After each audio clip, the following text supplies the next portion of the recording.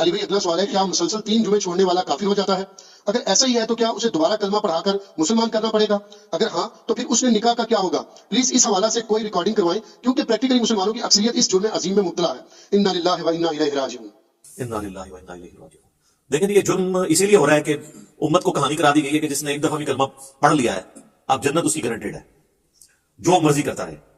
اور یہ بھی چیزیں آؤٹ آف کانٹیکسٹ پیش کی گئی، اس طریقے سے نہیں تھا۔ صحیح بخاری کی حدیث ہے، نبی صلی اللہ علیہ وآلہ وسلم نے فرمایا میری پوری امت جنت میں جائے گی سوائے اس کے کہ جس نے جنت میں جانے سے انکار کر دیا۔ تو پوچھا گیا کہ من ابا یا رسول اللہ، کس نے انکار کیا؟ تو آپ نے فرمایا کہ جس نے میرا حکم مانا وہ جنت میں جائے گا، اور جس نے میری نافرمانی کی اس نے جنت میں جانے سے انکار کر دیا۔ باقی وہ بات الگ ٹھیک ہے، بخاری مسلم میں حدیث ہے کہ نبی صلی اللہ علیہ وآلہ وسلم بار بار دوزخ کی طرف جائیں گے، اللہ تعالیٰ ان کے لیے تعداد مقرر کرے گا، اللہ کے اذن سے آخر میں اس شخص کو بھی جنت سے دوزخ سے نکال کے جنت میں لے آئیں گے کہ جس کے دل میں رائی کے دانے کے برابر بھی ایمان ہوگا۔ لیکن یہ کون سوچ سکتا ہے کہ کتنا عرصہ اس کو وہ جہنم میں وہ پیریڈ گزارنا پڑے گا؟ اللہم اجرنا من النار۔ یہاں تو کہہ دیتے ہیں جناب ایک پھیرا لگے گا، آپ کو پھیرے کی لینتھ کی نہیں پتا۔ ہم لوگ تو 5 سے 10 سیکنڈ کے لیے موم بتی کے فلیم کے اوپر نہیں ہاتھ رکھ سکتے۔ دنیا کی آگ، اور بخاری اور مسلم دونوں میں حدیث ہے کہ آخرت کی آگ جو ہے وہ دنیا کی آگ سے 70 گنا تیز ہے۔ تو یہ بات کر دینا بڑا آسان ہے۔ اچھا آپ اس کو دنیا میں اگر کسی کو پریکٹیکلی امیجن کروائیں نا تو وہ کہاں اٹھے گا؟ اگر کسی کو آ جائے نا کہ تمہیں ایک جمعے کی نماز چھوڑنے پر یا ایک فجر زور اثر مغرب کی چھوڑنے پر، فجر چھوڑنے پر فجر سے لے کر زور تک ایک 10 بائی 10 کے کمرے میں رکھا جائے گا جس میں 100 کوبرا سانپ ہوں گے، 100 بچھو ہوں گے اور 100 اجدے ہوں گے، بس صرف فجر سے زور تک تم نے وقت گزارنا ایک نماز چھوڑنے میں، تو وہ کہاں اٹھے گا اس تصور سے؟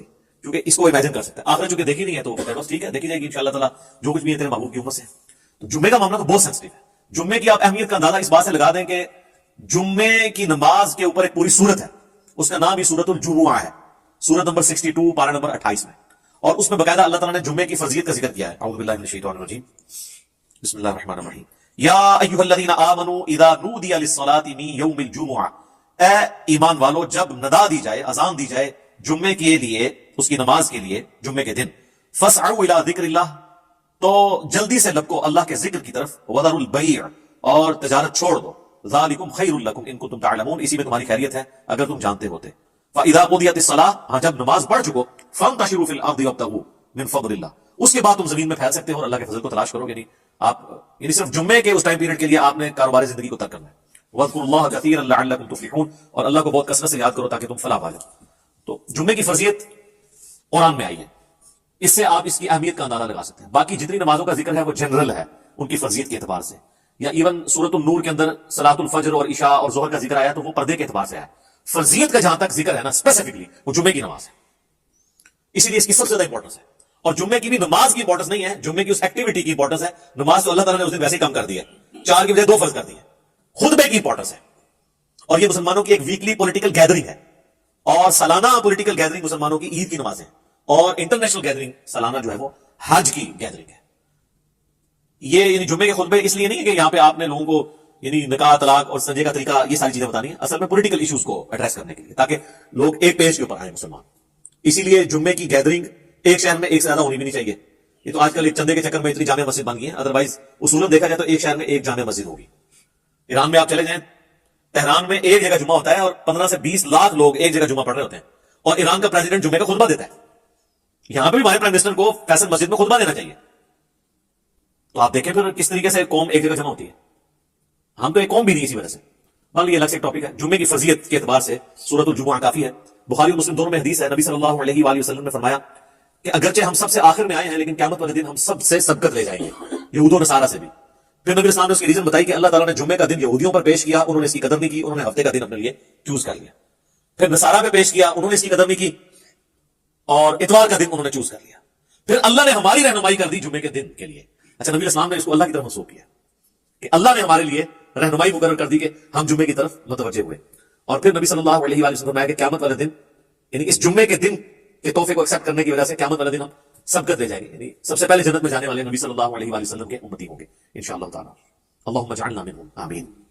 صحیح مسلم میں ایک حدیث ہے کہ نبی صلی اللہ علیہ وآلہ وسلم نے فرمایا کہ جمعے کا دن باقی تمام دنوں کا سردار ہے۔ اسی دن آدم علیہ السلام پیدا ہوئے، اسی دن وہ جنت میں داخل کیے گئے، اسی دن جنت سے نکالے گئے، اور اسی دن قیامت قائم ہوگی۔ ایک اور حدیث ہے بخاری اور مسلم دونوں میں، نبی صلی اللہ علیہ وآلہ وسلم نے فرمایا کہ جمعے کے دن ایک گھڑی، ایک لمحہ ایسا آتا ہے کہ اس گھڑی میں جو اللہ سے خیر مانگی جائے نا اللہ تعالیٰ وہ خیر عطا فرما دیتا ہے۔ اچھا اس میں مختلف اقوال ہیں، بہرحال صحیح مسلم میں ایک حدیث ہے کہ نبی علیہ السلام نے فرمایا کہ یہ جو قبولیت کی گھڑی ہے نا، یہ خطیب کے ممبر پر بیٹھنے سے لے کر نماز جمعہ کے ختم ہونے تک ہے.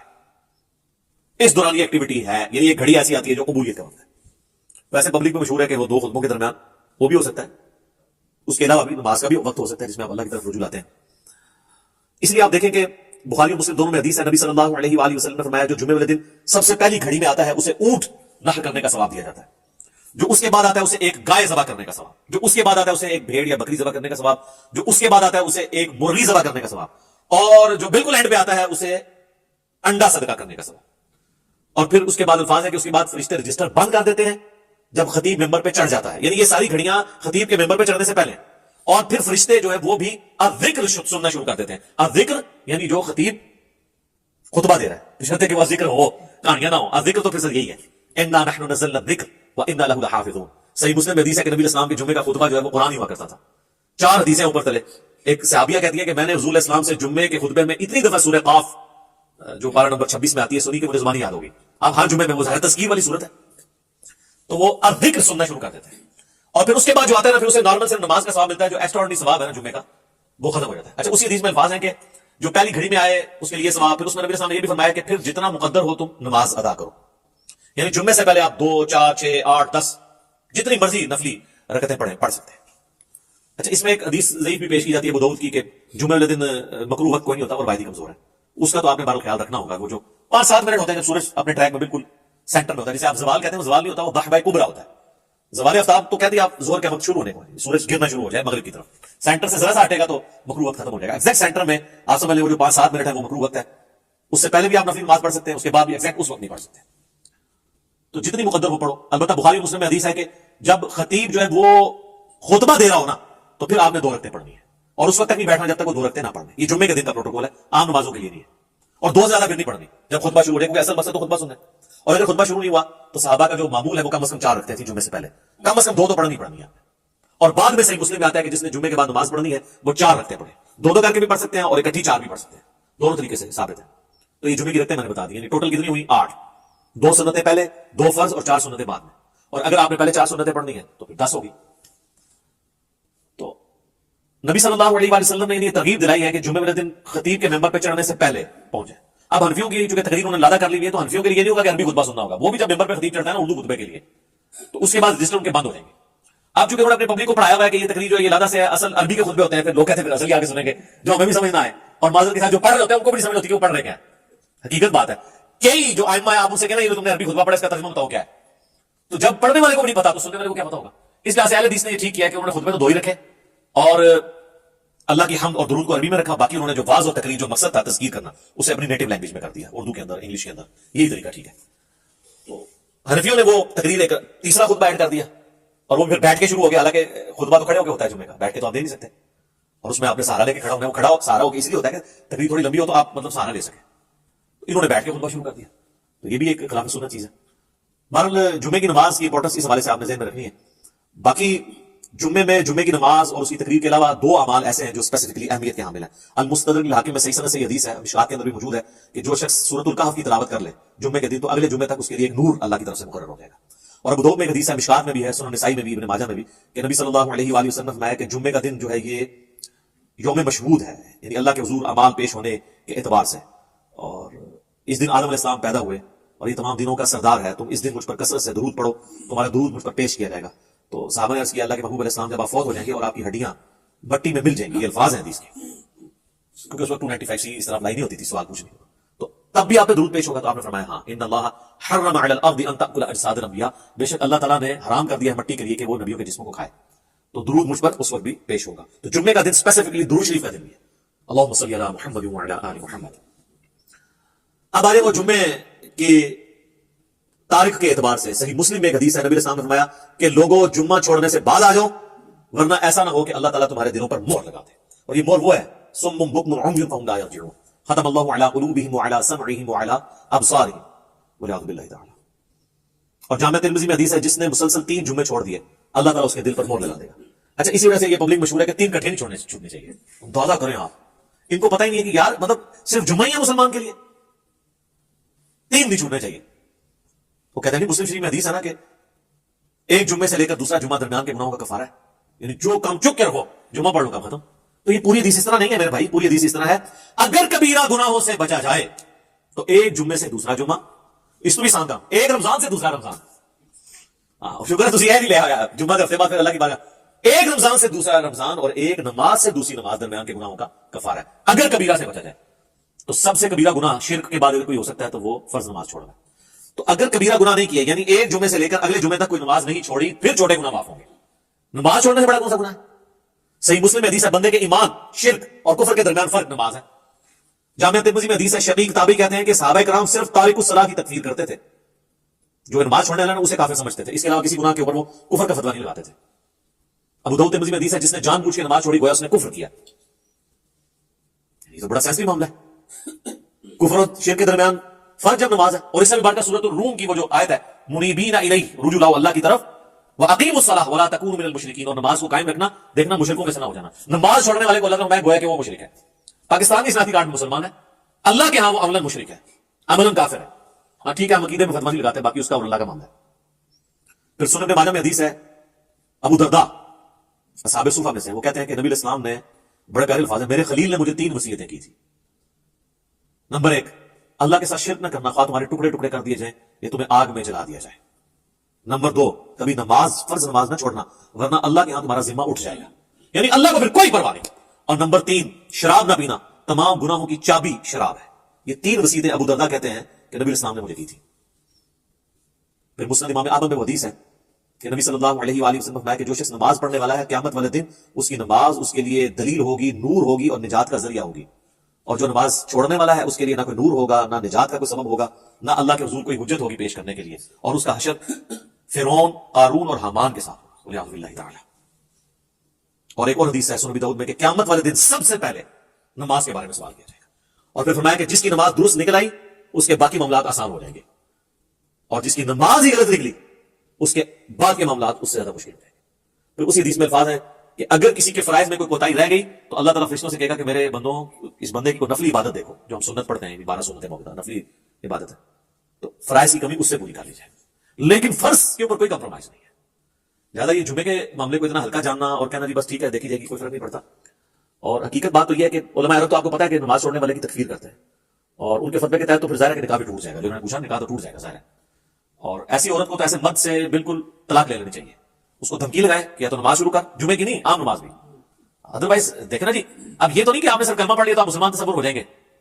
یعنی اسلام 3 چیزوں کا نام ہے نا, اقرار باللسان, زبان سے اقرار کرنا, وہ تصدیق بالقلب, اور دل سے تصدیق کرنا, وہ عمل بالجوارح, اور اپنے اعمال کے ساتھ جوارح کے ساتھ اس کو ایگزیکیوٹ بھی کرنا. جب میں آپ کو حدیث بتا رہا ہوں جامعہ ترمذی کی کہ صحابہ کرام علیہم رضوان تارک الصلاۃ کی تکفیر کرتے تھے. آپ نے عمر سیریز میں نہیں دیکھا کہ جب وہ جاتے ہیں جو مرتدین قبائل کی طرف, جن کی طرف ان کو خبر ملتی ہے کہ مرتد ہوئے ہیں, تو وہ کہتے ہیں اذان دو. جواب میں اگر وہاں سے اذان کی آواز آتی ہے تو وہ پھر حملہ نہیں کرتے تھے, اور نہیں آتی تھی تو پھر وہ, یعنی وہ ان کے لیے جو ٹیسٹ انہوں نے رکھا ہوا تھا نا, چیک پوائنٹ, وہ نماز تھی. اب مجھے بتائیں صحابہ اگر اس وقت دنیا میں آ جائیں, اور ہم جو اس کو کلیم کر رہے ہیں کہ دنیا کا سب سے بڑا اسلامی ملک پاکستان ہے نا, کہتے ہیں انڈونیشیا کو پیچھے چھوڑ دیا نا آپ آبادی کے اعتبار سے, تو وہ پاکستان کے شناختی کارڈ میں جو لکھا ہے اس اعتبار سے تو واقعی سب سے بڑا ہے. لیکن اگر اس کو اللہ کے کرائٹیریا میں دیکھا جائے تو یہ کہاں پہ کھڑا ہوگا ملک؟ میرا خیال پاکستان میں 1% سے بھی کم لوگ ہیں جو 5 وقت کی نماز پڑھتے ہیں, اور جمعہ پڑھنے والے بھی ہارڈلی 5% ہوں گے, 5 سے 10%. اور یہ یہاں پہ ایشو ہے, ورنہ سعودیہ میں آپ چلیں گے تو آپ کو یہ ریشو 80% پلس نظر آئے گی. انڈونیشیا, ملیشیا میں 80% زیادہ لوگ عام نماز بھی پڑھتے ہیں, جمعہ چھوڑنے کا تو کوئی تصور ہی نہیں ہے وہاں پہ, کیونکہ وہاں پہ فقہ شافعی ہے, اور فقہ شافعی کے تحت جو نماز نہیں چھوڑتا وہ کافر ہے. اور مجھے نہیں سمجھ آتی اس کو فقہ میں کیوں الجھا دیا انہوں نے کہ جی امام حنیفہ نے بھی کوئی ہلکی اس کی سزا نہیں بتائی دی ہے. وہ کہتے ہیں جو تارک الصلاۃ ہے اسے قید کیا جائے گا جہاں تک کہ وہ نماز شروع نہ کر دے, پھر اسے چھوڑا جائے گا. تو یہ بھی سزا کو چھوٹی نہیں ہے. باقی 3 ائمہ تو کہتے ہیں کہ اسے قتل کیا جائے گا, وہ مرتد اسے تصور کرتے ہیں تارک الصلاۃ. تو اب چونکہ سختی نہیں ہوئی ہے تو پھر آپ انجام دیکھ لیں.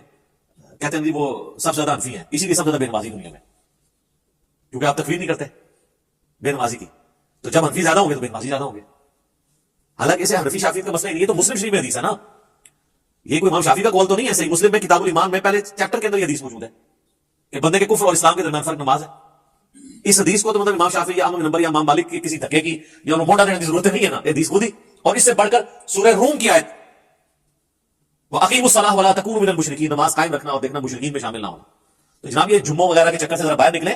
جمعے والی بات تو یعنی یہ تو بہت بڑی بات ہے. عام نماز بھی اگر کوئی شخص چھوڑتا ہے, تارک الصلاۃ ہے, تو وہ قانوناً تو اسلام کی روح سے تو وہ اسلام سے خارج ہو جائے گا، الا یہ کہ وہ توبہ کر لے. ویسے تو یہ چھوٹے بڑے، ویسے تو ان کو یہ پڑھایا ہوا ہے کہ اگر کوئی بریلوی دیوبندی کے پیچھے جا کے نماز پڑھ لے، اس کا نماز جنازہ تو اس کا نکاح ٹوٹ جاتا ہے، تجدید ایمان بھی اسے کرنا پڑتا ہے. اسے کبھی یہ نہیں بتایا گا کہ تو نماز نہیں پڑھتا تو اس میں بھی تیرا نکاح ٹوٹے گا. دیکھیں آپ کتنا بڑا مسئلہ ہے، یعنی جو بڑا ایشو تھا وہ نہیں بتایا گیا اسے کہ نماز چھوڑنے سے بھی تیرا نکاح ٹوٹ سکتا ہے، نماز چھوڑنے کی وجہ سے بھی تیری بیعت، چلو جو بھی انہوں نے ایک ٹوٹی پوٹی فارم میں اپنا ایک سلسلہ شروع کیا وہ ٹوٹ سکتا ہے. ادھر تو جن کے بیعت ہوئے ہوتے ہیں وہ نہیں نماز پڑھتے. خود کہاں سے پڑھ دی انہوں نے؟ اللہ ماشاء اللہ بہت کم لوگ ہیں کہ جو نماز پڑھتے ہوں، اور جماعت کے ساتھ نماز کا اہتمام کرنا، خوشی خصوص سے پڑھنا، یہ تو آپ چھوڑ دیں. اسی لیے انہوں نے ایک جھوٹی کہانی سب کے ہاں ملتی ہے کہ وہ نماز تو اللہ کی معرفت کا ذریعہ ہے، جو اللہ تک پہنچ چکے ہوں تو نماز ان کو ضرورت ہی نہیں ہے، اگر انہوں نے پڑھنی ہے تو وہ کہتے ہیں دل کی نماز ہوتی ہے. چندہ دل کا نہیں ہوتا، جو روٹیاں اور روسٹ توڑتے ہیں اور کھاتے ہیں، اپنی توندے بڑھاتے ہیں، وہ دل کی نہیں ہوتی، اور جہاں بات آتی ہے نماز پڑھنے کی وہ دل کی ہوتی ہے. ٹھیک ہے، اور نماز پڑھنے کے لیے جاتے ہیں مکے مدینے، پیشاب کرنے کے لیے اپنے ٹوائلٹ میں جاتے ہیں. ان کے ٹوائلٹس کو لگائے تالے، انہوں کو جسے نماز پڑھنی ہے استنجا بھی ہوتی کرو جا کے روحانی طور پہ، پتہ جائے گا روحانی طور پہ. یعنی جو بندہ یہاں بیٹھے بیٹھے مکے مدینے جا کے نمازیں پڑھ رہا ہے، استنجا کرنے کے لیے وہ کیوں اٹیچ بات میں جاتا ہے؟ اتنی بڑی ایکٹیویٹی وہ پرفارم کر رہا ہے تو استنجا بھی ہوتی کرو. ان کے آپ ٹائلٹ بند کریں، ان کے اوپر سی سی ٹی وی کیمرے لگائیں اور دیکھیں جناب یہ کتنی دیر آپ کو نمازیں پڑھ کے بتاتے ہیں. سب کہانیاں کی کھول جائیں گی، اور آپ کو تو ہم میری پریکٹیکل سولوشن دے رہے ہیں. دیکھیں یہ اب سائنٹیفک دور ہے، ادھر آپ نے ایشوز کو پیش کرنا ہے تو آپ نے بک فارم میں پیش کرنا ہے کہ ہاں یہ اس طرح نہیں اس طرح ہے. ٹھیک ہے، اور میں آپ کو بتاؤں یہ جو معجزات اور کرامات کو ہم مانتے ہیں، لیکن یہ کسی کے اختیار میں نہیں ہے، الا کہ انبیاء کے ساتھ معجزات اٹیچ ہے.